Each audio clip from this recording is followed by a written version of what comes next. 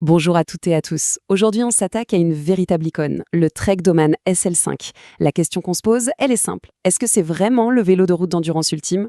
C'est ce qu'on va voir en décortiquant la bête, pièce par pièce. C'est parti. Pendant des décennies, le cyclisme sur route, ça a été ça, un dogme quasi religieux. Les vélos devaient être des baramines d'une rigidité absolue. Le moindre gravier, la moindre fissure dans la route, hop, direct dans les lombaires. Le confort, c'était vu comme un signe de faiblesse, un truc pour les touristes. Sauf que cette idée a fait son temps. Aujourd'hui, on se pose la question inverse. Et c'est cette question qui a lancé une profonde révolution dans le monde du vélo. Parce que la science est passée par là, et elle a prouvé un truc tout simple, mais qui change tout. Un cycliste qui subit moins la route, c'est un cycliste qui va plus vite et surtout plus longtemps. Alors voilà, on y est. La fameuse révolution du confort. C'est simple. Les vibrations de la route, ça crée de la fatigue musculaire. Et la fatigue, c'est l'ennemi numéro 1 de la performance sur la longue distance. Un cycliste moins secoué, c'est un cycliste qui garde son énergie, qui reste lucide. C'est de cette idée, qui allait à contre-courant de tout ce qui se faisait à l'époque, qu'est né le Doman. Et pour bien comprendre ce vélo, il faut savoir d'où il vient. Il n'est pas né dans un labo, non. Il est né dans la boue, la poussière et la douleur des pavés de Paris-Roubaix. Trek voulait une machine pour gagner la course la plus dure au monde. Et ça a marché. Ça a validé le concept aux yeux de tous. Le SL5, qu'on analyse aujourd'hui, c'est l'héritier direct de cette histoire, de cette philosophie née dans l'enfer du Nord. Bon, passons maintenant à ce qui rend ce vélo si unique. Son arme secrète, sa signature technologique, le fameux système IsoSpeed. Et vous allez voir, c'est vraiment très, très malin. Alors, l'IsoSpeed, qu'est-ce que c'est? Attention, ce n'est pas une suspension de VTT, hein. Rien à voir. C'est beaucoup plus subtil. En gros, le tube de selle n'est pas soudé au reste du cadre comme sur un vélo classique. Non, il est monté sur un pivot, un découpleur, qui lui permet de bouger, de fléchir très légèrement d'avant en arrière. Le fonctionnement est d'une simplicité, mais alors il fallait y penser. Quand la roue arrière tape un trou ou une bosse, le choc remonte.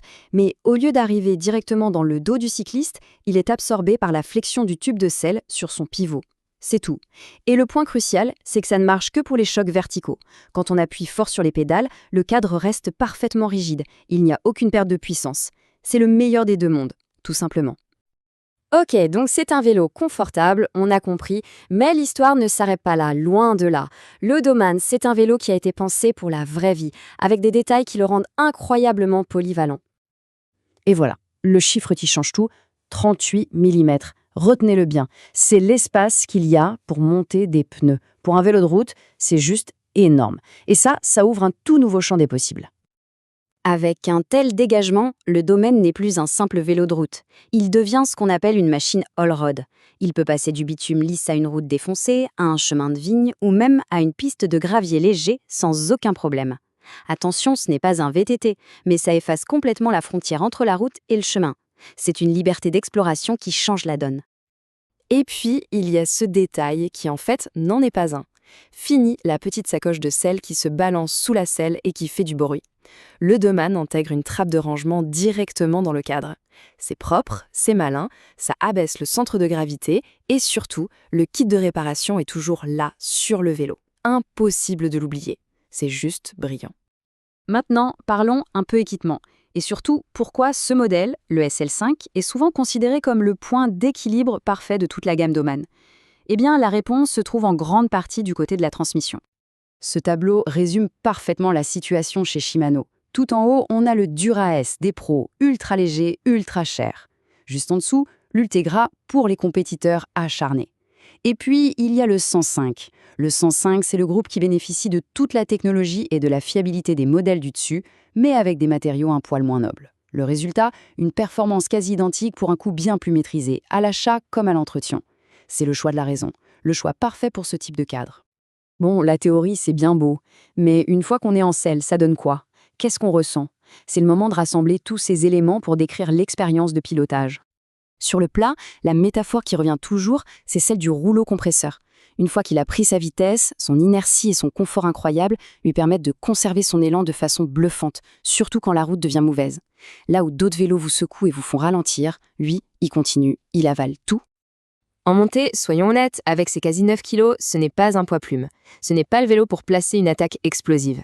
Par contre, si on monte au train, à son rythme, alors là, il devient un compagnon redoutable.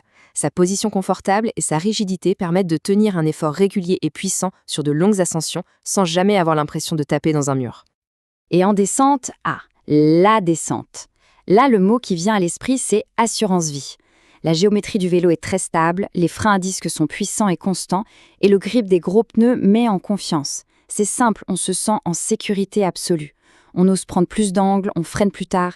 Le vélo est incroyablement rassurant et pardonne beaucoup. Alors au final, pour qui est ce vélo? Ce résumé est très clair.